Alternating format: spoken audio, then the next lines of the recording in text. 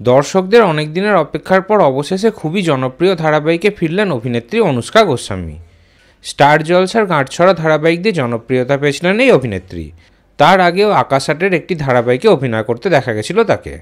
গাঁটছড়া ধারাবাহিকে সাইড রোলে অভিনয় করলেও তারপর কিন্তু রোশনাই ধারাবাহিকে প্রধান নায়িকার ভূমিকাতে অভিনয় করেছিলেন তিনি। কিন্তু রোশনাই ধারাবাহিকে মাঝপথেই বাদ পড়তে হয়েছিল অভিনেত্রীকে।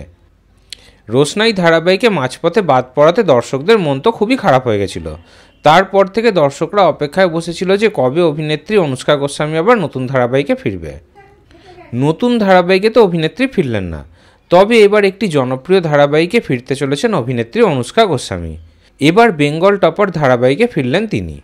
জি বাংলায় সম্প্রতি বেঙ্গল টপার হয়েছে পরিণীতা ধারাবাহিকটি। এই সবেমাত্র কয়েক মাস আগেই ধারাবাহিকটি শুরু হয়েছে। এবার খবর পাওয়া যাচ্ছে যে এই জনপ্রিয় ধারাবাহিকেই খুবই গুরুত্বপূর্ণ চরিত্রে অভিনয় করতে দেখা যাবে অভিনেত্রী অনুষ্কা গোস্বামীকে। ধারাবাহিকে নাকি রিয়াজ লস্করের বিপরীতে নায়িকার ভূমিকাতে অভিনয় করবেন অভিনেত্রী অনুষ্কা গোস্বামী।